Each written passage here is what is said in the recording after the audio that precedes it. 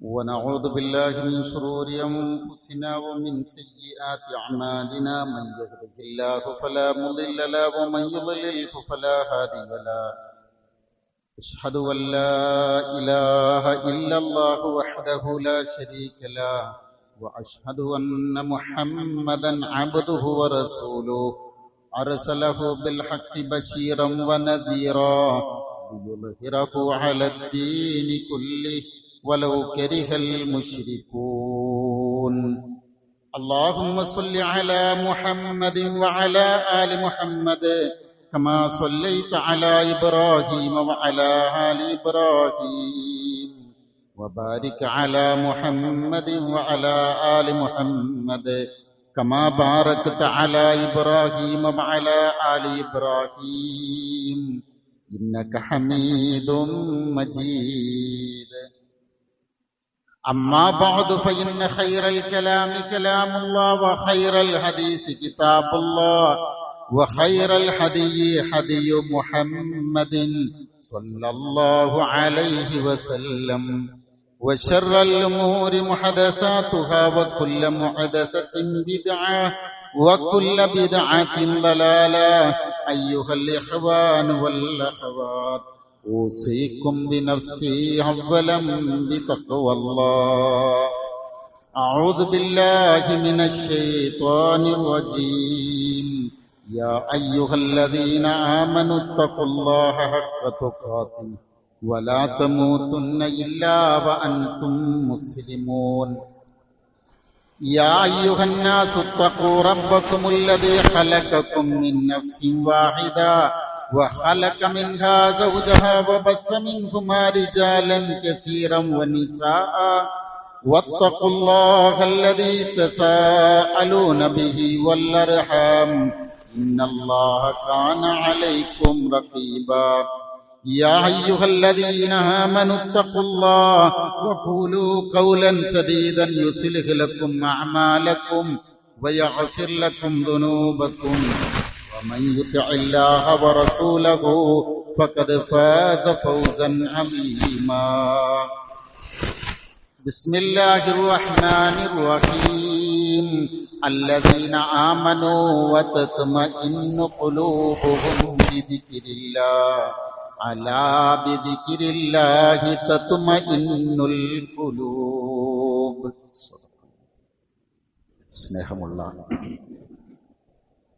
മുഅ്മിനുകളായ സഹോദര സഹോദരിമാരെ, അല്ലാഹു സുബ്ഹാനഹു വ തആല ഓരോരുത്തരെയും അനുഗ്രഹിക്കുമാറാവട്ടെ. അല്ലാഹുവിന്റെ വിധിവിലക്കുകൾ ഉൾക്കൊണ്ടുകൊണ്ട് ജീവിക്കണമേ എന്ന് ആദ്യമായി ഉണർത്തുകയാണ്, ശക്തമായ ഭാഷയിൽ വസിയ്യത്ത് ചെയ്യുകയാണ്. ഈ വസിയ്യത്ത് യഥാവിധി ജീവിതത്തിൽ പുലർത്തി ജീവിക്കാനുള്ള തൗഫീഖ് തന്ന അല്ലാഹു നമ്മെ ഓരോരുത്തരെയും തുണക്കുമാറാവട്ടെ. സഹോദരങ്ങളെ, സൂറത്ത് റഅദിലെ 28-ാമത്തെ ചെറിയ ഒരു വചനമാണ് ഓർമ്മയിൽപ്പെടുത്തിയത്. മനുഷ്യരായ നമ്മളെല്ലാവരും വളരെ തിരക്ക് പിടിച്ച ഒരു ജീവിതത്തിലാണ്. മുമ്പുണ്ടായിരുന്നതിനേക്കാളേറെ ജീവിതം എളുപ്പമാക്കുന്ന ഒരുപാട് സൗകര്യങ്ങളും പുതിയ പുതിയ ഉപകരണങ്ങളും യന്ത്രങ്ങളും ഇന്ന് നമുക്ക് ലഭ്യമാണ്. പക്ഷെ അതെല്ലാം ഉണ്ടെങ്കിലും അല്പം സാവകാശമോ വിശ്രമമോ സ്വസ്ഥതയോ ഇല്ലാതെ ഓടുന്ന ഒരവസ്ഥയിലാണ് ഇന്നത്തെ ആളുകളുള്ളത്. പല ആളുകൾക്കും ഇബാദത്തുകൾ ചെയ്യാൻ പോലും സമയമില്ലാത്തൊരവസ്ഥ ഉണ്ടാകുന്നു. സ്വസ്ഥമായി ഒന്നിരുന്ന് നമസ്കരിക്കാൻ, ഒരിടത്തൊന്നിരുന്ന് ഖുർആൻ ഓതാൻ, മനസ്സറിഞ്ഞുകൊണ്ടൊന്ന് ദുആ ചെയ്യാൻ ഒന്നിനും സമയമില്ലാത്ത വിധം നമ്മൾ ദുനിയാവിൽ വ്യാപൃതരായി കൊണ്ടിരിക്കുകയാണ്. അങ്ങനെയാവുന്നത് ശരിയാവോ? നമ്മളൊന്ന് ആലോചിക്കേണ്ടുന്ന ഇന്നത്തെ ഈ ആയത്തിന്റെ അടിസ്ഥാനത്തിൽ ചിന്ത മനസ്സിൽ, അതാ ഒരു പുതുവർഷത്തിലെ ഒന്നാമത്തെ ആഴ്ചയാവുമ്പോൾ നമ്മൾ ഒന്നുകൂടി മനസ്സിരുത്തേണ്ടുന്ന ചില ചിന്തകൾ നിങ്ങളുടെ ശ്രദ്ധയിലേക്ക് എത്തിവരികയാണ്. നമുക്ക് ദുനിയാവ് വേണം. അല്ലാഹു റബ്ബുൽ ഇസ്സത്ത് നമുക്ക് ദുനിയാവ് അനുഭവിക്കാൻ തന്നതാണ്. ദുനിയാവ് നമുക്ക് നേട്ടങ്ങൾ ഉണ്ടാക്കണം. ഈ ദുനിയാവ് നമുക്ക് പണം സമ്പാദിക്കണം, ജോലി ചെയ്യണം, സാമൂഹ്യ പ്രവർത്തനങ്ങളെല്ലാം വേണം. പക്ഷേ നമ്മുടെ ലക്ഷ്യം ആഖിറത്തിലേതാണ്. അവിടെ രക്ഷപ്പെടാൻ വേണ്ടിയുള്ള പ്രവർത്തനത്തിന് തടസ്സമുണ്ടാക്കുകയോ അത്തരം പ്രവർത്തനങ്ങൾ വേണ്ടെന്ന് വെക്കുകയോ അതിലൊരു ഉദാസീനത ഉണ്ടാവുകയോ ചെയ്യരുത്. ഖുർആന്റെ ഭാഷ്യം നോക്കിയാൽ ഇഖ്തറബ ലിന്നാസി ഹിസാബുഹും വഹും ഫീ ഗഫലത്തിൻ മുഅ്രിദൂൻ. നമുക്കറിയുന്ന ഒരു ആയത്താണത്. മനുഷ്യരെ ഇഖ്തറബ ലിന്നാസി ഹിസാബുഹും, അവരുടെ വിചാരണ അടുത്തു കഴിഞ്ഞിരിക്കുന്നു. പക്ഷെ അവരിപ്പോഴും അശ്രദ്ധയിലാണ്. ഇവിടെ ഖുർആൻ മരണത്തെക്കുറിച്ചു പറയാതെ നമ്മുടെ വിചാരണ അടുത്തു എന്നാണ് പറഞ്ഞത്. എന്താണ് അങ്ങനെ ഒരർത്ഥം? വിചാരണ മരിച്ചതിന് ശേഷമാണല്ലോ. എന്നുവെച്ചാൽ നമ്മുടെ ജീവിതം തീർന്നിരിക്കുന്നു എന്ന് ഓർമ്മപ്പെടുത്താനാണ്. പ്രിയപ്പെട്ടവരെ, നമ്മളൊക്കെ പഠിച്ചതുപോലെ ആയുസ്സാണ് ഏറ്റവും വലിയ അനുഗ്രഹം. ആയുസ് എന്തിനുള്ളതാണ്? ലോകത്ത് സമ്പത്തിനേക്കാളും മറ്റേത് റിസ്കുകളെക്കാളും വലിയ അനുഗ്രഹം ഏതെന്ന് ചോദിച്ചാൽ അത് ആയുസ്സാണല്ലോ, അല്ലെ? സമയമാണ്. കാരണം ഈ സമയമുണ്ടെങ്കിലാണ് മറ്റേത് അനുഗ്രഹങ്ങളും അനുഭവിക്കാൻ കഴിയുള്ളൂ. എന്തും അനുഭവിക്കണമെങ്കിൽ സമയം വേണമല്ലോ. സമയം എല്ലാവർക്കും തുല്യ. എല്ലാവർക്കും ഒരു ദിവസത്തിൽ 24 മണിക്കൂർ എന്നല്ലേ ഉള്ളൂ. എങ്കിൽ അതിനൊരു ടൈം മാനേജ്മെന്റ്, അല്ല അറബിയിൽ പറയാ ഇദാറത്തുൽ വഖ്ത് എന്നാണ്. ഈ സമയം ക്രമീകരിക്കുന്നതിന് നമുക്ക് താല്പര്യമുണ്ടെങ്കിൽ നമുക്കെല്ലാത്തിനും സമയമുണ്ടാവും. എങ്ങനെ? നമ്മൾ നേരത്തെ കാര്യങ്ങൾ ഒരുങ്ങണം, നേരത്തെ ചെയ്യാൻ തുടങ്ങണം. സല്ലല്ലാഹു അലൈഹി വസല്ലം പറഞ്ഞല്ലോ, ബൂരിക ലി ഉമ്മത്തി ഫീ ബുക്കൂരിഹിം, എന്റെ ഉമ്മത്തിന് ബർക്കത്തുണ്ട് നേരത്തെ തുടങ്ങുന്ന ഓരോ സമയങ്ങൾ. അപ്പൊ ഇന്ന് വെള്ളിയാഴ്ച നമ്മളൊന്ന് ഷെഡ്യൂൾ ചെയ്തിരുന്നുണ്ടെങ്കിൽ നമുക്കൊന്ന് വന്നിരുന്നിട്ട് കുറച്ചേരെങ്കിലൊക്കെ പ്രാർത്ഥിക്കാൻ സമയം കിട്ടുമായിരുന്നില്ല. ഞാനില്ല എന്നല്ല പറയണത്, ഞാൻ വെറുതെ ഒന്ന് ചോദിക്കാൻ വേണ്ടി പറഞ്ഞതാണ്. നേരത്തെ അതിരാവിലെ തുടങ്ങുന്ന ഓരോ കർമ്മങ്ങൾക്കും കൂടുതൽ കൂടുതൽ ബർക്കത്തുണ്ടാവുന്ന സൂചിപ്പിച്ചത് ഒരു വിശ്വാസിയുടെ ജീവിതം ഒരിക്കലും വെറുതെയായി പോവാൻ പാടില്ല. നമ്മുടെ പ്രവർത്തനങ്ങൾ കൃത്യമായ പ്ലാനിംഗ് ഉണ്ടാവണം.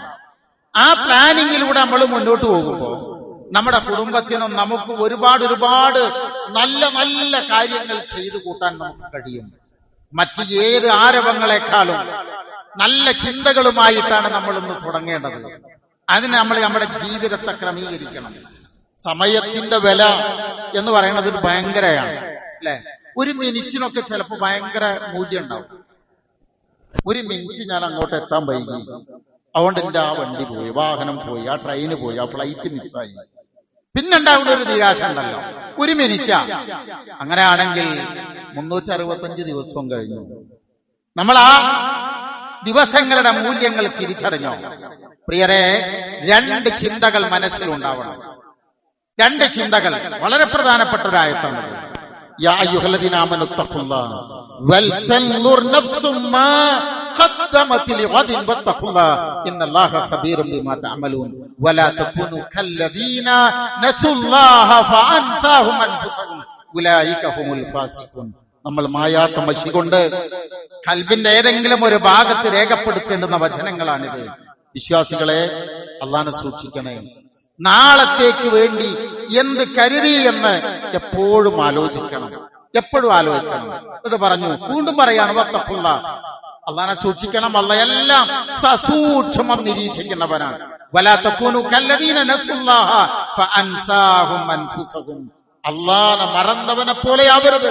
അങ്ങനെ മറന്നാൽ നിങ്ങളെ തന്നെ മറന്നു. 2 കാര്യം. 1, നാളേക്ക് വേണ്ടി നമ്മൾ എന്ത് ചെയ്തു വെച്ചു. 2, നമ്മൾ അല്ലാഹനെ മറന്നവനെ പോലെയാവും. ഇവിടെ നിന്ന് ആലോചിച്ച് നോക്കി. നമ്മൾ ഇവിടെ ഫാസിഖ് എന്നാണ് വാക്ക് ഉപയോഗിച്ചത്. അല്ലാഹനെ മറന്ന ആളുകൾക്ക് ഉപയോഗിച്ചത് ഫാസിഖ് എന്നാണ്. അറബിയിൽ ഫിസ്ഖ് എന്ന് പറഞ്ഞു. ഫാസിഖ് എന്ന് അറബിയിൽ പറഞ്ഞാൽ നമുക്കൊക്കെ അറിയാലോ, അധർമ്മം, തെമ്മാടിത്തം എന്നാണ് ആ വാക്കിനർത്ഥം. ഫാസിഖീങ്ങൾ എന്ന് പറഞ്ഞാൽ അധർമ്മകാരികൾ എന്നാണ്. ശരിക്കും ആ വാക്കിന്റെ അർത്ഥം അതല്ല. നമ്മൾ പല ആളുകൾക്കും അതറിയാം. ഈ ഒരു തരം ഈത്തപ്പഴത്തിന് അറബിയിൽ പറയുന്ന പേരാണ് ഫിസ്ഖ് എന്ന് പറഞ്ഞത്. അങ്ങനെ ഒരു പേരാണ്. എന്ന് വെച്ചാൽ ഇതിന് കുരു ഉണ്ടല്ലോ, അതിനകത്തുള്ള കായ വളരെ ചെറുതാണ്. ഇതിന് മാംസലത, അതിന്റെ ആ ഫലം കൂടും. അതിങ്ങനെ പഴുത്തു വരാറാവുമ്പോഴേക്ക് ഇതിന്റെ തൊലി ഇങ്ങനെ നേർത്തു വരും. അപ്പൊ കർഷകർ ചെയ്യുന്നതെന്ന് വെച്ചാൽ ഈ മരത്തിന് ചുറ്റും, ഈ പനക്ക് ചുറ്റും എന്ത് ചെയ്യുന്നത്, ഈത്തപ്പനക്ക് ചുറ്റും ഒരു നെറ്റ് കെട്ടും. കാരണം ഇത് നിലത്ത് വീണാൽ പിന്നീട് നമുക്കത് ഉപയോഗിക്കാൻ കഴിയില്ല. കാരണം എങ്ങനെ കഴുകിയാലും അതിലെ പൂഴി പോവില്ല. നമ്മൾ വായിലിട്ടാൽ അതിങ്ങനെ അതിന്റെ പൂഴി കടിക്കേണ്ടി വരും. ആ ഭാഗത്തിനാണ് അറബിയിലെ ഫിസ്ഖ് എന്ന് പറയാ. എന്ന് വെച്ചാൽ അള്ളാഹുവിനെ മറന്ന് ജീവിക്കുന്ന ഒരാള് അവനെ എങ്ങനെ കഴുകിയാലും വൃത്തിയാവില്ല. അതാണ് ഉലൈക ഹുമുൽ ഫാസിഖൂൻ. അതിനെ നിങ്ങൾ അള്ളാഹുവിനെ മറന്നവനെ പോലെ ആവരുത്. പ്രിയപ്പെട്ടവരെ, വളരെ വേഗത്തിൽ കുറച്ച് കാര്യങ്ങൾ ആലോചിച്ച് നോക്കി. ഈ ലോകത്തെ ഏറ്റവും അമൂല്യമായ നിധി എന്ന് പറയുന്നത്, സമ്പത്ത് എന്ന് പറയുന്നത് ഏതാണ്? മനസ്സമാധാനമാണ്. ടെൻഷൻ ഇല്ലാതെ ജീവിക്കുക എന്നുള്ളതാണ്. നമ്മുടെ എല്ലാവരും പാച്ചിൽ എന്തിനാണ്? ടെൻഷൻ ഇല്ലാതെ ജീവിക്കാനാണല്ലോ. എന്നാൽ നിങ്ങൾ ആലോചിച്ചു, കഴിഞ്ഞ കാലങ്ങളിൽ ഒരു കൊല്ലത്തിനിടക്ക് നമുക്കിത് എത്ര കിട്ടിയിട്ടുണ്ട്. വരും കാലങ്ങളിൽ ഈ സൗഭാഗ്യം കിട്ടാൻ, മനസ്സമാധാനം എന്ന സൗഭാഗ്യം കിട്ടാൻ, അള്ളാഹുവിന്റെ റസൂൽ സ്വല്ലല്ലാഹു അലൈഹി വസല്ലം പഠിപ്പിച്ചതിന്റെ അടിസ്ഥാനത്തിൽ ഒന്ന് ലളിതമായി ആലോചിച്ച് നോക്കൂ 2-3 കാര്യങ്ങൾ. ഒന്നാമത്തത് ഞാൻ ഓതിവെച്ച ആയത്താണ്. ഏതാണ്? അലാ ബിദിക്രില്ലാഹി തത്മഇന്നുൽ ഖുലൂബ് അല്ലദീന ആമനൂ വതത്മഇന്നു ഖുലൂബുഹും ബിദിക്രില്ലാഹ്. അല്ലാഹനെ ഓർക്കുന്നതിലൂടെ മാത്രമേ സമാധാനം ഉണ്ടാവുള്ളൂ. അലാ ബിദിക്രില്ലാഹി തത്മഇന്നുൽ ഖുലൂബ്. ഈ ദിക്റുല്ലാഹ് എന്ന് പറയുന്നത് 2 വഴിയുണ്ട്. വേഗത്തിലാണ്, നിങ്ങൾ ഇങ്ങനെ ആലോചിച്ച് നോക്കണേ. ഒന്ന് ലഫ്ലിയായിട്ടുള്ള ദിക്റുള്ളയുണ്ട്, ഒന്ന് മഅനവിയായിട്ടുള്ള ദിക്റുള്ളയുണ്ട്. ലഫ്ലി നമ്മളിപ്പോ ഇരുന്ന് ഇങ്ങനെ സുബ്ഹാനല്ലാഹ് അൽഹംദുലില്ലാഹ് അത് ഇടക്കിടക്ക് ചൊല്ലണം. മറ്റേത് നമ്മുടെ ജീവിതത്തിലൂടെ നമ്മൾ വായിച്ചെടുക്കേണ്ടുന്ന ഒരു ദിക്റുള്ളയുണ്ട്. പലപ്പോഴും നമ്മൾ പഠിക്കുന്നതാണ്. വെച്ചാൽ ജീവിതത്തിലൂടെ അള്ളാഹുവിനെ ഓർത്തെടുക്കുക, അള്ളാഹു തന്നിട്ടുള്ള ഓരോ നിഅമത്തുകളെ ഓർത്തെടുക്കുക എന്നുള്ളതാണ്. നബി സല്ലല്ലാഹു അലൈഹി വസല്ലമ കിടക്കുന്ന വേളയിൽ ആ കിടക്കപ്പായിൽ ഇരുന്നിട്ട് പറയുമല്ലോ, അൽഹംദുലില്ലാഹില്ലദീ അത്അമനി വസഖാനി വആവാനി വകഫാനി വകം മിമ്മൻ ലാ കാഫിയ ലഹു വലാ മുഅ്വിയ. റബ്ബേ അൽഹംദുലില്ലാഹ്. ഇന്ന് ഈ ദിവസം അവസാനിക്കുക, അവിടെ ഇരുന്നിട്ട് ഇങ്ങനെ ഉറങ്ങാൻ പോവാ. ഞാൻ ആ പുതപ്പിൽ ഇരുന്നിട്ട് ഹബീബ് എങ്ങനെ പറയാന്നറിയോ? സല്ലല്ലാഹു അലൈഹി വസല്ലം, അൽഹംദുലില്ലാഹ് അല്ലദീ അത്അമനി, എന്നെ ഊട്ടിയ, എന്നെ കുടിപ്പിച്ച, എനിക്ക് സംരക്ഷണം നൽകിയ, എനിക്ക് ആവശ്യമുള്ളതെല്ലാം തന്ന റബ്ബേ, നിനക്കാണ് സർവസ്തുതിയും. എങ്ങനെ? സംരക്ഷണമില്ലാത്ത, മതിയായത് ലഭിക്കാത്ത എത്രയോ ആളുകൾ ലോകത്തുണ്ടായിരിക്കെ റബ്ബേ നീ എന്നെ അനുഗ്രഹിച്ചല്ലോ എന്നുള്ളതാ. പ്രിയപ്പെട്ടവരെ, ഒറ്റ വാക്ക്, മനസ്സുകൊണ്ട് നാം ഇത് അംഗീകരിക്കണം. അപ്പോഴാണ് ജീവിതത്തിൽ ബർക്കത്തുണ്ടാവുക, മനസ്സമാധാനം ഉണ്ടാവുക. സമാധാനം ഏതെന്ന് മാത്രമേ കിട്ടുള്ളൂ, ഏതെന്ന് മാത്രമേ കിട്ടുള്ളൂ. അലാ ബിദിക്രില്ലാഹി തത്മഇന്നുൽ ഖുലൂബ്. അല്ലാഹനെ മറന്നുകൊണ്ടുള്ള ഒരു ജീവിതത്തിലൂടെ സമാധാനം ആഗ്രഹിക്കാം, കാംക്ഷിക്കാമെന്ന് നമ്മൾ മോഹിക്കേ ചെയ്യരുത്. അത് കിട്ടിയേയില്ല. രണ്ടാമത് കൂടെ നമ്മൾ മനസ്സിലാക്കണം, മനസ്സമാധാനത്തിന്റെ ഇടം എന്ന് പറയുന്നത് വളരെ പ്രധാനപ്പെട്ട ഈ ലോകത്ത് നമ്മുടെ വീടാണ്, നമ്മുടെ മാതാപിതാക്കളാണ്, നമ്മുടെ ഇണകളാണ്, നമ്മുടെ മക്കളാണ്, നമ്മളുമായി ബന്ധപ്പെട്ട് ജീവിക്കുന്ന ആളുകളാണ്. ആ ഭാഗത്ത് ഒരു വീഴ്ചയുമില്ലാതെ നമ്മുടെ ബന്ധങ്ങളെ കൊണ്ടുപോകാൻ കഴിയോ, നമുക്ക് സമാധാനം ഉണ്ടാവും. വളരെ പ്രധാനപ്പെട്ട നമ്മൾ ജനിച്ചു വീഴാൻ 2 കാരണമാണ്. ഒന്ന് സബബുൽ ഹഖീഖി ആണെങ്കിൽ അള്ളാഹുവാണ്. സബബുൽ ലാഹിരി, പ്രത്യക്ഷമായി അതിന് അല്ലാഹ് തെരഞ്ഞെടുത്തത് നമ്മുടെ മാതാപിതാക്കളെയാണല്ലോ. മാതാപിതാക്കളെ ഉപദ്രവിക്കുന്ന മക്കളാണെങ്കിൽ, അവരുടെ മനസ്സിൽ അസ്വസ്ഥതയുണ്ടാക്കുന്ന മക്കളാണെങ്കിൽ, പ്രിയപ്പെട്ടവരെ നമ്മൾ പേടിക്കണം. സമാധാനം എന്നതൊന്ന് നമുക്ക് കിട്ടും, നമ്മൾ ആഗ്രഹിക്കരുത്. ഈ മാതാപിതാക്കളെ ഉപദ്രവിക്കുക എന്ന് പറയുന്നത് ഞാൻ നീട്ടി പറയുന്നില്ല, ഒറ്റ വാക്ക് മാത്രമേ അതിലേക്ക് പറഞ്ഞു തരുന്നുള്ളൂ. എന്താണെന്നറിയാം, നമ്മൾ ആലോചിക്കേണ്ടത് അവരെ വേദനിപ്പിക്കുന്നതിന്റെ പുതിയ പുതിയ തലങ്ങൾ ഇങ്ങനെ വരിക. പണ്ടുള്ളത് തന്നെയാണെങ്കിൽ പോലും ഈ ഹുഖൂഖുൽ വാലിദൈൻ, മാതാപിതാക്കളെ വേദനിപ്പിക്കുക എന്ന് പറഞ്ഞ് നമ്മൾ ഇങ്ങനെ നോക്കിയാല് ഏതൊക്കെ വിധത്തിലുണ്ടെന്നറിയാം. അവരുടെ മുമ്പിൽ നിന്ന് നമ്മൾ ശബ്ദമുയർത്തി സംസാരിക്കുക മാത്രമല്ല, അവരുടെ മുമ്പിൽ വെച്ചുകൊണ്ട് നമ്മുടെ പ്രവർത്തനങ്ങൾ കൊണ്ടോ നമ്മുടെ വാക്കുകൾ കൊണ്ടോ അവർക്ക് അസ്വസ്ഥതയുണ്ടാക്കുന്നത് എന്തെങ്കിലും ചെയ്യുക, അവരുടെ മുമ്പിൽ വെച്ച് പിറുപിറുക്കുക. എന്തെങ്കിലുമൊക്കെ പറഞ്ഞു കഴിഞ്ഞാൽ ഇങ്ങനെ ഇഷ്ടപ്പെട്ടില്ല എന്നുള്ള നിലയ്ക്ക് ഇങ്ങനെ പിറുപിറുക്കുക എന്ന് പറഞ്ഞാൽ നമ്മളെ നാട്ടിൽ അങ്ങനെയാണ് പറയാ. അങ്ങനെ സംസാരിക്കുക മാത്രമല്ല, മോശമായ രൂപത്തിൽ അവരെ നോക്കുക, വാക്കുകൾ ശ്രദ്ധിക്കാതെ അവരുടെ മുമ്പിൽ ഉപയോഗിക്കുക, അവരുടെ മരണം കൊതിക്കുക. ഒന്നും പോയി കിട്ടുന്നില്ലല്ലോ എന്ന് പറയുന്ന പല മക്കളെയൊക്കെ നമുക്ക് കേൾക്കാം. അല്ലാഹു കാത്തിരക്ഷിക്കുമാറാവട്ടെ. വൽബുഖ്ലു അലൈഹ, ഇതിന്റെ അറബി പറയാൻ നമുക്ക് സമയമല്ലാത്തതുകൊണ്ടാണ്. അവരുടെ കാര്യത്തിൽ പിശുക്ക് കാണിക്കുക. വേറെ എല്ലാത്തിനും പണമുണ്ട്, ചെലവഴിക്കും. പക്ഷെ ഇവരുടെ ഒരു കാര്യം വരുമ്പോ അവിടെ പിശുക്ക് കാണിക്കുക.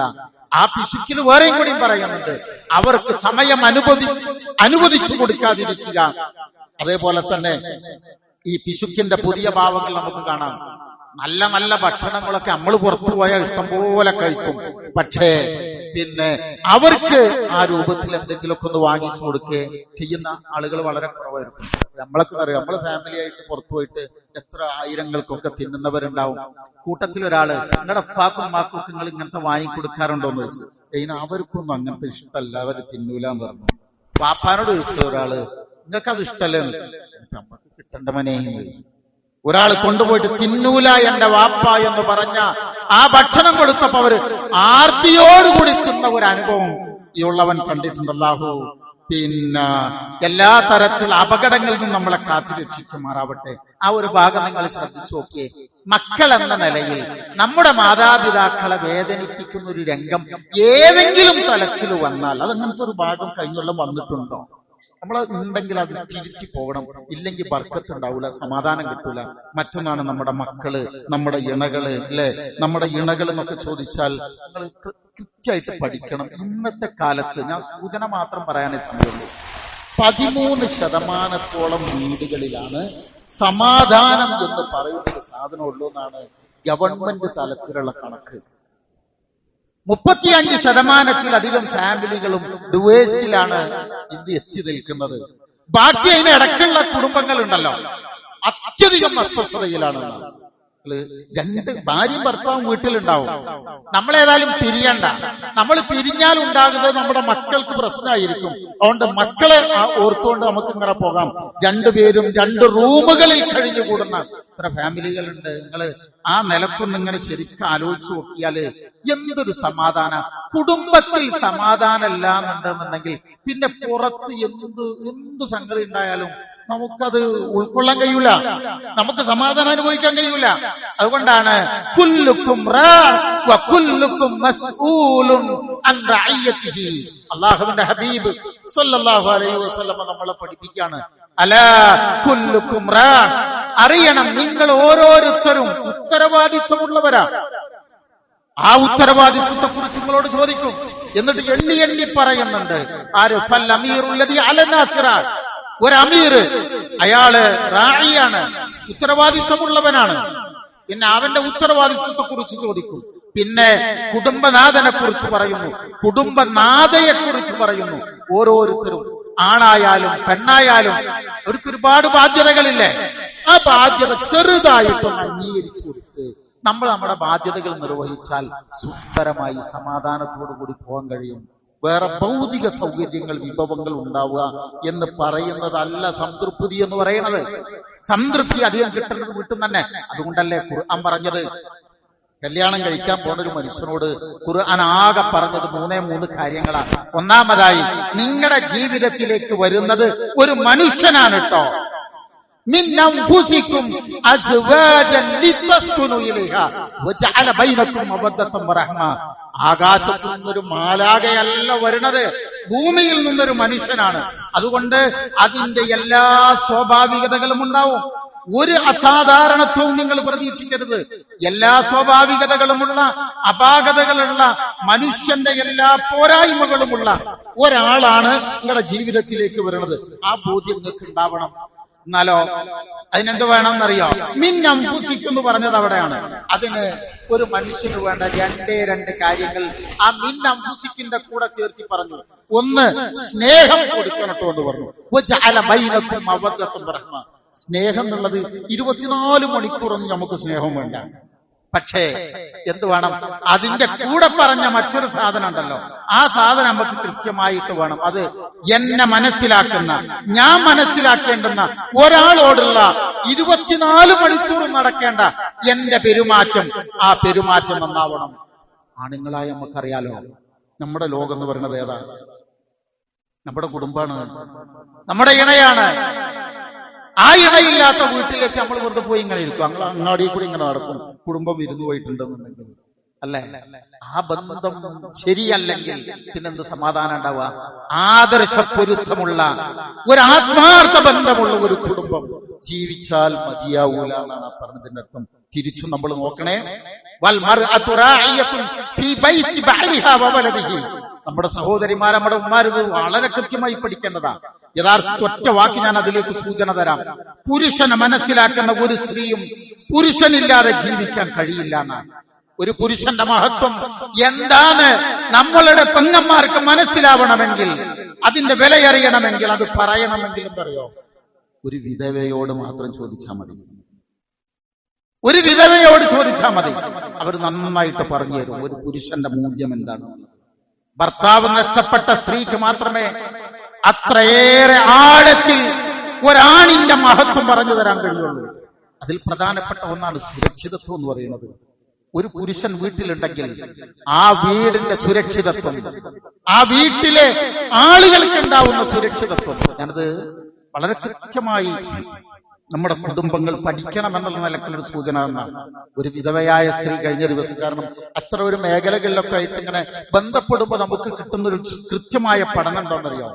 അവസ്ഥ ഇങ്ങനെ കുടുംബത്തിൻ്റെത് പറയുമ്പോ കണ്ണീര് വീണ് കാര്യമായി പറഞ്ഞത്, എന്റെ ചേട്ടനുണ്ടായിരുന്നുവെങ്കിൽ എനിക്കിതൊന്നും അറിയേണ്ടതില്ലായിരുന്നു എന്ന രീതിയിലാണ്. ആരെയും പേടിക്കാതെ ഈ സമൂഹത്തിലൂടെ എനിക്ക് ഇറങ്ങി നടക്കാമായിരുന്നു എന്നുള്ളതാണ്. ബാക്കി നിങ്ങളും ചേർത്തി വായിക്കുക. ഞാൻ പറഞ്ഞത് പിന്നെ നമ്മൾ വീണ്ടും വീണ്ടും ആലോചിക്കേണ്ടെന്നറിയാമോ? ആ ബന്ധം ശരിക്ക് രണ്ട് പെണ്ണുങ്ങൾ തമ്മിൽ ചേർന്നാൽ ഉണ്ടാവോ? ഉണ്ടാവൂലല്ലോ. സ്നേഹത്തോടുകൂടി അടുത്തിരിക്കുമ്പോഴുണ്ടാകുന്നൊരു ഫീൽ ഉണ്ടല്ലോ, ആ ഫീല് രണ്ട് ആളുകൾ, അത് ആണോ പെണ്ണോ ചേർന്നാൽ ഉണ്ടാവുന്നതൊന്നല്ല. അപ്പൊ യഥാർത്ഥമായി ബാധ്യതകളെ ആണായാലും തിരിച്ചറിയണം, പെണ്ണായാലും തിരിച്ചറിയണം. അത് തിരിച്ചറിഞ്ഞ് ഉത്തരവാദിത്വത്തോടുകൂടെ നമ്മൾ പോയാൽ അവിടെ സമാധാനം ഉണ്ടാവും. അപ്പൊ പടച്ചോനുള്ളത് കൊടുക്കണം, പടപ്പുകൾക്കുള്ളത് കൊടുക്കണം. കൂടെ സഹോദരങ്ങളെ, നമ്മൾ മനസ്സിലാക്കേണ്ട ഒരു കാര്യം അതിലേക്ക് ഞാൻ ചേർത്തി പറയട്ടെ. 50 വയസ്സ് കഴിഞ്ഞ അറിയപ്പെടുന്ന ഒരു സിനിമ സ്റ്റാർ, ഒരു സഹോദരി, ഒരു ലേഡി കഴിഞ്ഞ ദിവസം പറഞ്ഞൊരു വാക്ക് എന്റെ മനസ്സിൽ ഇങ്ങനെ വന്നു. എന്താ അറിയാം? അവര് പറഞ്ഞത്, ഞാൻ ആദ്യകാലത്തൊക്കെ വിവാഹം കഴിഞ്ഞൊക്കെ ഡിവോഴ്സായി, എനിക്ക് ആരും വേണ്ട എന്നുള്ളൊരു തോന്നല്ല ഞാൻ ജീവിച്ചു പോയിരുന്നത്. ഇപ്പൊ എനിക്ക് തോന്നുകയാണ് ഒരു ഇണയുണ്ടായിരുന്നെങ്കിൽ. ഇപ്പോഴാണ് ജീവിതത്തിലേക്ക് ഞാൻ ഇങ്ങനെ പിന്നോട്ട് ചിന്തിക്കുന്നത്. ചോരത്തിളപ്പുണ്ടാവുമ്പോ ചിലപ്പോ ഇതൊന്നും ചിന്ത ഉണ്ടാവില്ല. കുറച്ചൊക്കെ ഇങ്ങനെ കഴിയുമ്പോൾ ഇങ്ങനെ മെല്ലെ വരുമ്പോഴാണ് അതിന്റെയൊക്കെ ബോധ്യങ്ങൾ വരിക. ആ ബോധ്യം ചെറുപ്പത്തിലെ നോക്കിക്കൊണ്ടുപോകണം. മാത്രമല്ല സഹോദരങ്ങളെ, മറ്റൊരു പ്രധാനപ്പെട്ട സംഗതി എന്ന് പറയുന്നത്, ജീവിതത്തിൽ ആവശ്യമില്ലാത്ത അനിവാര്യമല്ലാത്ത കാര്യങ്ങൾ നമ്മൾ ഒഴിവാക്കി നിർത്തണം. അങ്ങനത്തെ ഒരു തീരുമാനം എടുത്തു നോക്കും. നമ്മള് എന്റെ ദീനിനോ എന്റെ ദുനിയാവിനോ ആവശ്യമില്ലാത്തതിൽ ഞാൻ കൊണ്ടുപോയി തലയിടൂല. വല്ലദീനഹും അനിൽ ലഅബി മുഅ്രിദൂൻ. വിശ്വാസികളുടെ മേന്മ പറയുന്നിടത്ത് ഖുർആൻ പറഞ്ഞ വാക്യം അതാണ്. എങ്ങനെയാ? അനാവശ്യമായ കാര്യങ്ങളിൽ നിന്ന് അവർ അകന്നു നിൽക്കുന്നതാണ്. അങ്ങനെ വന്നാൽ എല്ലാതരം മാനസിക പിരിമുറുക്കങ്ങളിൽ നിന്ന് നമുക്ക് രക്ഷപ്പെടാൻ കഴിയും. ഒരു കാര്യം കൂടി വേണം, അത് ഈ പിരിമുറുക്കത്തു നിന്ന് രക്ഷപ്പെടണമെങ്കിൽ എന്ന് പറയാം, നമ്മുടെ ജീവിതം സുതാര്യമാവണം, ഓരോരുത്തരും വിശുദ്ധരാവണം. ലോകത്ത് നടക്കുന്ന ഏത് പ്രശ്നങ്ങൾക്കുള്ള പരിഹാരം അതാണ്. മാനസിക പിരിമുറുക്കങ്ങൾ ഇല്ലാതിരിക്കാൻ ഏറ്റവും പ്രധാനം വിശുദ്ധരായിരിക്കുക എന്നുള്ളതാണ്. ലോകത്ത് ഏറ്റവും കൂടുതൽ പേടിയാർക്കാന്നറിയാം? അസ്വസ്ഥരാരാന്നറിയാം? തെറ്റ് ചെയ്യുന്നവരാണ്. അല്ലാത്ത ആൾക്കാർ ഭയങ്കര സിമ്പിളായിരിക്കും. അതുകൊണ്ട് ആവശ്യമില്ലാത്ത രഹസ്യങ്ങൾ നമ്മൾ മനസ്സിൽ സൂക്ഷിച്ചു വെക്കരുത്. അനാവശ്യമായ ഭാരങ്ങൾ മനസ്സിന് നൽകരുത്. മാത്രമല്ല ഖുർആൻ വളരെ വ്യക്തമായ ഒരു കാഴ്ചപ്പാടുണ്ട് പ്രിയരെ. ഈ വാക്ക് നന്നായി മനസ്സിലാക്കണം. നമ്മുടെ രാത്രി കൂട്ടുകെട്ടുകൾ മനോഹരമാവണം. ഈ നൈറ്റ് ലൈഫ്, രാത്രികാല വിനോദങ്ങൾ വർദ്ധിക്കുന്ന, പെരുകി വരുന്ന ഒരു കാലത്താണ് നമ്മൾ ജീവിക്കുന്നത്, അല്ലെ? ഖുർആൻ വ്യക്തമായി നമ്മളോട് പറയണത് അറിയാമോ? മുഅ്മിനുകളല്ലാത്ത ഒരാളെയും നിങ്ങൾ രാത്രി കൂട്ടുകാരായി സ്വീകരിക്കരുത്. ഇതിനങ്ങനെ നമുക്ക് പല ബന്ധങ്ങളുണ്ടാവും. ബന്ധങ്ങളില്ലാതെ നമുക്ക് ജീവിക്കാൻ കഴിയില്ല. ആദർശ പൊരുത്തുള്ളവരുണ്ടാവും, ഇല്ലാത്തവരുണ്ടാവും. ആരുമായും നമുക്ക് തുറന്ന വെളിച്ചത്തിൽ ബന്ധപ്പെടാം. പക്ഷെ രാത്രികാലങ്ങളിലുള്ള സ്വകാര്യ ബന്ധങ്ങൾ, ആ ബന്ധങ്ങൾ വിശുദ്ധരായിരിക്കണമെന്നാണ്. അതുകൊണ്ടാണ് ഔലിയാക്കന്മാരായ ആളുകളെ അല്ലാതെ നിങ്ങൾ നിങ്ങളുടെ ബന്ധുമിത്രാദികളായി സ്വീകരിക്കരുത് എന്ന് ഖുർആൻ പറയുന്നത്. എങ്ങനെ? രാത്രി കൂട്ടുകെട്ടുകളിൽ നിന്നാണ് നമ്മളെല്ലാം പഠിക്കുന്നത്. സൂചന അങ്ങനെ പോരെ? നിങ്ങൾ ബാക്കി ചേർത്തി വായിച്ചു നോക്കിയേ. നമ്മുടെ നാട്ടിലെ എല്ലാ അധർമ്മങ്ങളും സംഭവിക്കുന്നത് രാത്രി 10 മണിക്ക് ശേഷമാണ്. ആ സമയത്ത് വീട്ടിൽ പോയി ഉറങ്ങിയിരുന്നുവെങ്കിൽ 50% അധർമ്മങ്ങൾ നമ്മുടെ നാട് രക്ഷപ്പെടുമായിരുന്നു. ബാക്കി നമ്മളെ ജീവിതമായിട്ട് നിങ്ങൾ ചേർത്ത് വെച്ചോളൂ. അതുപോലെ തന്നെ വൈകിക്കിടക്കുന്നതിനനുസരിച്ച് രാവിലെ എഴുന്നേൽക്കാത്തതാണല്ലോ ഏറ്റവും വലിയ അലസതയുണ്ടാക്കുക. അലസതയാണ് അധർമ്മത്തിന്റെ ഏറ്റവും വലിയ ഭാഗമെന്ന് പറയുന്നത്.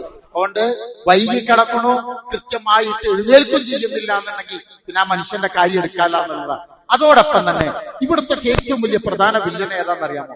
നമ്മുടെ സമയങ്ങളൊക്കെ കവർന്നെടുക്കുന്നതിലെ ഏറ്റവും വലിയൊരു ഭാഗം നമ്മുടെ ഈ ഡിജിറ്റൽ അഡിക്ഷൻ എന്നൊരു സംഗതിയാണ്. ഒരു സാധാരണക്കാരൻ ഒരു ദിവസത്തിൽ 200 തവണയെങ്കിലും എന്തെങ്കിലും അറിയാം ഒരു സ്മാർട്ട് ഫോൺ നോക്കുന്നുണ്ട്. എന്ന് വെച്ചാൽ 6.5 മിനിറ്റ്, 6.5 മിനിറ്റിന് ഒരു പ്രാവശ്യമെങ്കിലും ഈ സാധനത്തിൽ നോക്കുന്നുണ്ടാവും. നമുക്ക് നീട്ടി പറയാൻ സമയമല്ല. നിങ്ങൾ ഇങ്ങനെ ആലോചിച്ച് നോക്കിയാൽ മതി. 4-1 ഉറങ്ങുന്നതിനേക്കാളും സമയം ഓൺലൈനിലാണ്. ഞാനിങ്ങനെ ആലോചിച്ചു, വെറുതെ ഒരു തമാശ പറഞ്ഞു തരികയാണ്. എന്തിനാണ് നമ്മുടെ നാട്ടിലെ ഏറ്റവും വലിയ കമ്പനിയുടെ പേര് നിങ്ങൾ എടുത്തോളൂ, പുതിയത് വന്ന് ഇപ്പൊ രാജ്യത്തെ ഏറ്റവും വലിയ ടെലികോം കമ്പനിയായിട്ട് അവർ നിന്നതാണ്. ആ കമ്പനിക്കാര് സാധാരണ മനുഷ്യൻ എന്തിനാണ് ഈ 2 GB വെറുതെ തന്നത്? ആദ്യം യാതൊരു ആവശ്യമില്ല. നിങ്ങൾ വിദേശ നാടുകളൊക്കെ പരിശോധിച്ച് നോക്കിയേ, അവിടെ ഒന്നും വളരെ കൃത്യമായ ഒരു GB അല്ലാതെ നെറ്റ് ഉപയോഗിക്കാൻ അനുമതിയില്ലല്ലോ. നമ്മളൊക്കെ ഈ പാവങ്ങളായ ആളുകൾക്ക് എന്തിനാണ് തന്നത്? നമ്മളത് കണ്ട് ഏതായാലും കണ്ടാൽ പിന്നെ കാണേണ്ടതല്ലല്ലോ കാണുക. ഇതിന് അഡിക്റ്റായി പോയി. ഇപ്പോൾ അതിന് പെരുത്ത് കാശ് കൂട്ടി മാത്രമല്ല, ഇത് ഇല്ലാതൊട്ട് നമുക്ക് നിൽക്കാൻ കഴിയാത്തൊരവസ്ഥ വന്നു. അങ്ങനെ വന്നപ്പോ ഒരു കൗമാരക്കാരൻ മാസത്തിൽ ശരാശരി 3400 മെസ്സേജെങ്കിലും അയക്കുന്നുണ്ടെന്നാണ്. യുവാക്കളിൽ 70% നേരിട്ട് സംസാരിക്കുന്നതിനേക്കാളും മെസ്സേജ് അയക്കാനാണ് ഇഷ്ടപ്പെടുന്നത്. വല്ലദീന ഹും അനിൽ ലഅബി മുഅ്രിദൂൻ. നന്നാവണോ? ഇതൊക്കെ ഉപയോഗിക്കാതിരിക്കാൻ നമുക്ക് ഇനി കഴിയില്ല. പക്ഷേ നമ്മൾ അതിന് ഒരു കൃത്യമായ ഒരു മാനേജ്മെന്റ് ഉണ്ടാക്കി കഴിഞ്ഞാൽ നമുക്ക് അവിടെയും രക്ഷപ്പെടാൻ കഴിയും. മാത്രമല്ല, കുടുംബത്തിലൊക്കെ നമ്മൾ ശ്രദ്ധിക്കേണ്ട മറ്റൊരു പ്രധാനപ്പെട്ട സംഗതി എന്താണെന്ന് ചോദിച്ചാൽ വശാവിറുഹും ഫിൽ അംർ. നമ്മുടെ കാര്യങ്ങൾ കൂടിയാലോചിക്കുക. അറബിയില് ശൂറ എന്ന് പറഞ്ഞാൽ അർത്ഥങ്ങൾക്കറിയില്ലേ? മധുരിമയുള്ള തേനെന്നാണ്. ശൂറ എന്ന് പറഞ്ഞാൽ കൂടിയാലോചന. പക്ഷേ ഒരു തേനറ, ആ അട്ടിങ്ങനെ പിടിച്ചിട്ട് നമ്മളിങ്ങനെ പിഴിഞ്ഞാൽ, നമ്മുടെ നല്ല തേനുള്ള ആ അറ ഇങ്ങനെ പിടിച്ച് നമ്മളിങ്ങനെ പിഴിഞ്ഞാൽ നമ്മുടെ വിരലുകൾക്കിടയിലൂടെ ഇങ്ങനെ ഒഴുകി വരുന്ന ആ തേൻ തുള്ളികൾക്കാണ് അറബിയിൽ ശൂറ എന്ന് പറയുക. കൂടിയാലോചിച്ചാൽ ഏത് പരാജയത്തിലും സമാധാനമുണ്ടാവും. പിരിമുറുക്കം ഒരുപാട് കുറയും.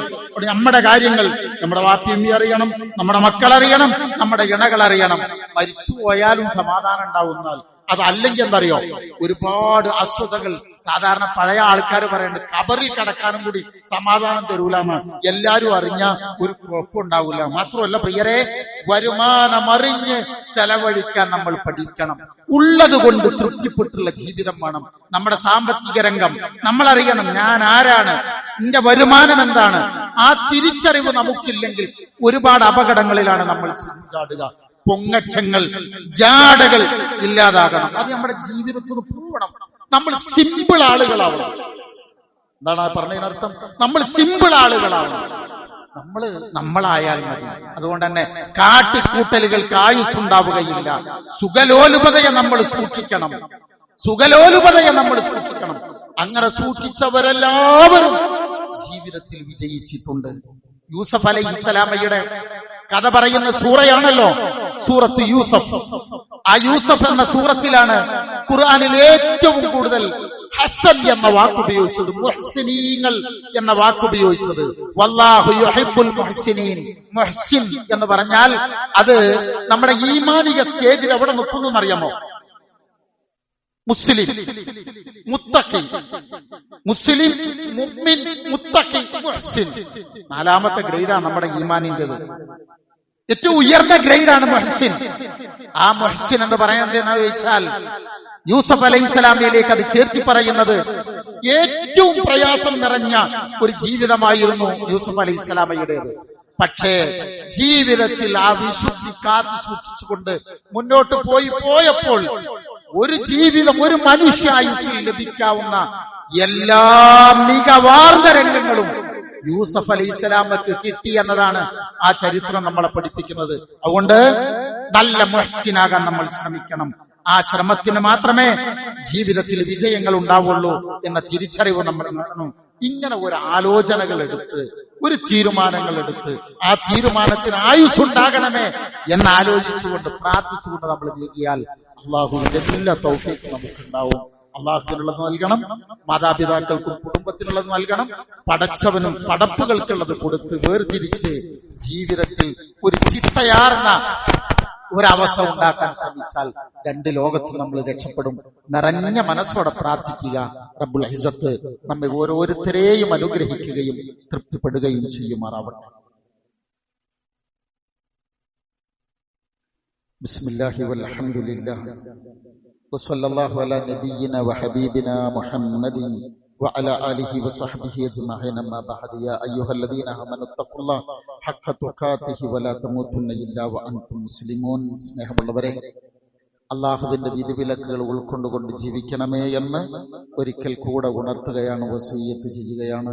അള്ളാഹു അതിനെല്ലാം നമുക്ക് തൗഫീഖ് നൽകുമാറാവട്ടെ. സഹോദരങ്ങളെ, ഇവിടെ ഉള്ളതൊന്നും നമ്മുടേതല്ല. നമ്മൾ വീടുണ്ടാക്കി ഒരു പക്ഷെ അതിൽ വിശ്രമിക്കുന്നത് നമ്മളായിക്കൊള്ളണമെന്നില്ല, മറ്റുള്ളവരായിരിക്കും. നമ്മുടെ പേരിൽ ഭക്ഷണമുണ്ടാക്കി തിന്നുന്നത് ഒരു പക്ഷെ നമ്മളാവൂല, മറ്റുള്ളവരായിരിക്കും. നമ്മൾ ഉണ്ടാക്കുന്നു, മറ്റു പലർക്കും ഉപകാരപ്പെടുന്നു. അപ്പോ നമുക്ക് എവിടെയാണ്? ഈ ഒരു ചോദ്യം കഴിഞ്ഞ ഖുത്ബയിൽ ചോദിച്ചതുപോലെ ആ ഒരു ചോദ്യം എപ്പോഴും മനസ്സിലാക്കണം. അൽ മൗതു ഫിദ്ദുനിയ വൽ ഹയാതു ഫിൽ ആഖിറ. ഇതൊന്നും ഇങ്ങനെ എഴുതി വെക്കണം. ദുനിയാവിൽ മരണമുണ്ട്, ജീവിതം ആഖിറത്തിലാണെന്ന്. അതുകൊണ്ട് അൽയൗം അമലുൻ വലാ ഹിസാബ്. ഇന്ന് പ്രവർത്തിക്കാനുള്ള അവസരമാണ്, ഹിസാബില്ല. വഗദൻ ഹിസാബുൻ വലാ അമൽ. നാളെ വിചാരണയാണ്, അവിടെ അമലില്ല. അതുകൊണ്ട് വളരെ സൂക്ഷ്മത ജീവിതത്തിൽ ഉണ്ടാവണം. ആലോചിച്ച് നോക്കൂ. ഒറ്റ വാക്കുകൂടി സൂചിപ്പിക്കുകയാണ്. ചില നിയമപാലകരുടെയും രാജ്യം ഭരിക്കുന്നവരുടെ ഒക്കെ വായിൽ നിന്ന് വരുന്ന വാക്യങ്ങൾ അറിയാമോ? ഓരോരോ അധർമ്മങ്ങൾക്ക് പുതിയ പുതിയ നാമങ്ങൾ നൽകുകയാണ്. ഇപ്പൊ മദ്യത്തിന് പുതിയ പേരുകൾ കൊടുക്കണം. അങ്ങനെ ആ പുതിയ പേരിൽ ഈ സാധനം ഇങ്ങനെ വരുമ്പോ അങ്ങനെ അടുത്തടുത്ത് വരും. നിങ്ങൾ നോക്കിയ പണ്ട് വ്യഭിചാരികൾ എന്ന പേരുണ്ടായിരുന്നെങ്കിൽ ഇന്ന് അവരുടെ പേരുകൾ മാറ്റിയിട്ട് സെക്സ് വർക്കർമാരാണ്, അല്ലെ? കൈക്കൂലി. ആ കൈക്കൂലിക്ക് പേര് കൊടുത്തത് എന്താണ്? മാമൂലികൾ എന്ന പേര് വന്നു. എന്ന് വെച്ചാൽ എല്ലാവരും ഇങ്ങനെ നിസ്സാരവൽക്കരിച്ച് ഇങ്ങനെ കൊണ്ടുവരികയാണ്.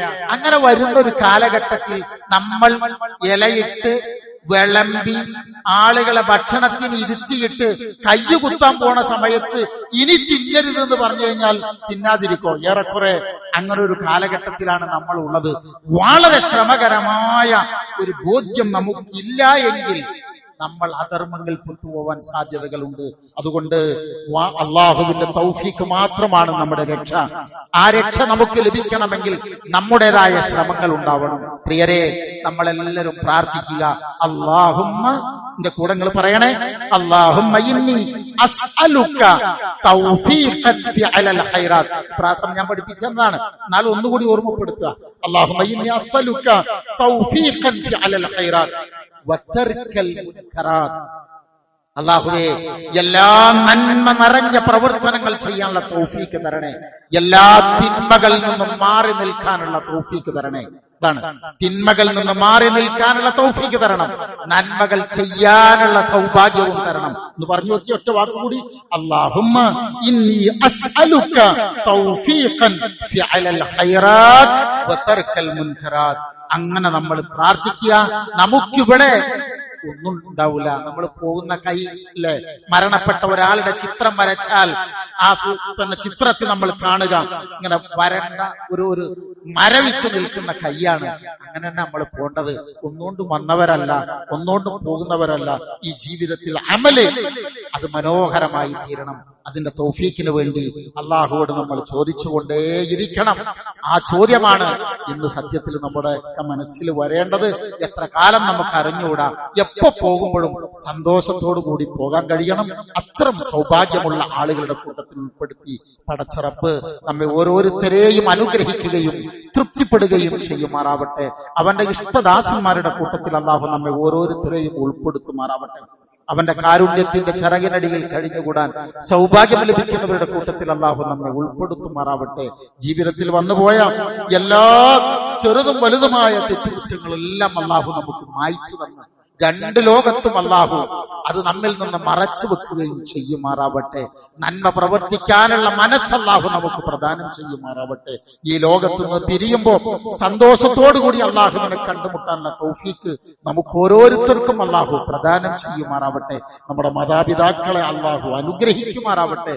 നമ്മുടെ മക്കളിൽ നിന്ന്, കുടുംബത്തിൽ നിന്ന് സന്തോഷകരമായ അനുഭവങ്ങൾ രണ്ട് ലോകത്തും അല്ലാഹു നമുക്ക് നമ്മുടെ കുടുംബത്തിനുമൊക്കെ പ്രദാനം ചെയ്യുമാറാവട്ടെ.